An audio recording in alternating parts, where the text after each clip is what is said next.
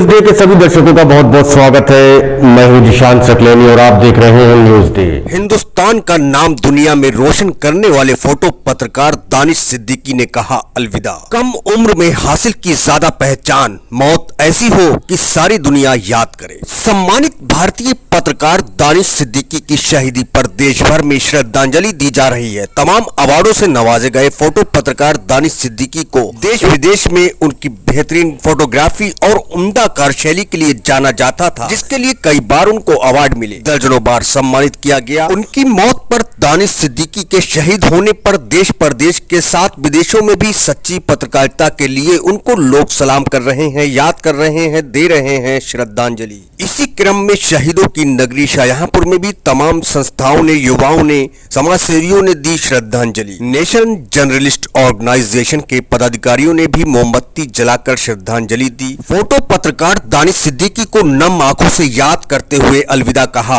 और उनकी काबिलियत, उनके जज्बे को, उनके हुनर को सैल्यूट किया। प्रोफेसर साहब, जिस लिए आपने ये कैंडल मार्च निकालकर यहाँ पर जो ये प्रोग्राम को रखा है, इसका और कोई भी नहीं पता, इसका क्या संदेश पहुँचेगा जनता के लिए? दुनिया के हर कोने में एक जो अभिव्यक्ति की स्वतंत्रता है उस पर हमला हो रहा है।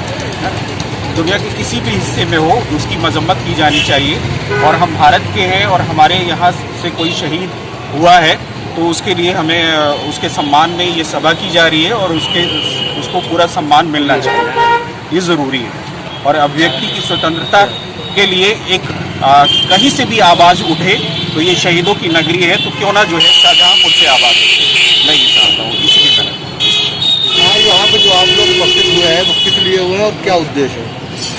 हाल ही में अभी अफगानिस्तान और तालिबान के जो हमला चल रहा है, आपस में लड़ाई चल रही है, उस बीच हमारे देश के जाने माने पत्रकार, फोटो जर्नलिस्ट दानिश सिद्दीकी साहब पत्रकारिता करते हैं, फोटो जर्नलिस्ट हैं, तो वहाँ पे मौजूद थे। वहाँ की ग्राउंड की रिपोर्ट हम लोग को दे रहे थे।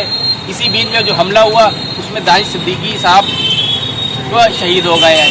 हम ये चाहते हैं, देश की गवर्नमेंट से, पीएमओ से हम मांग करते हैं कि उनको शहीदी का दर्जा दिया जाए और उनके परिवार को सम्मानित राशि दी जाए और उनको देश के जो अहम सम्मान है, पद्मश्री, पद्म भूषण, उनसे नवाजा जाए।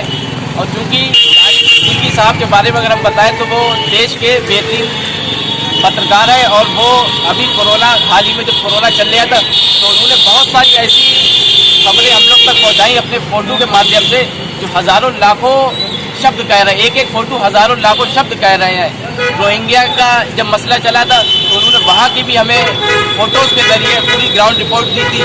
और भी यहाँ पे लॉकडाउन भी चला और जामिया में जो गोली चलाई गई थी लड़के गोपाल ने, उसका भी फ़ोटो उन्होंने ही लिया। और बहुत सारे ऐसे फ़ोटोज़ जो हमारी आंखों के सामने आए, लेकिन हम शायद उनको नहीं पहचान पाते कि पीछे किसने हैं। तो वो दानिश साहब थे।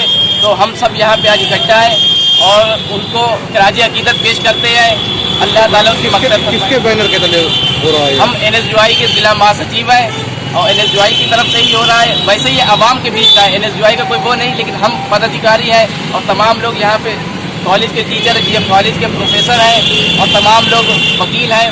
आवाम के बीच में ये बस सिर्फ एक श्रद्धांजलि दी।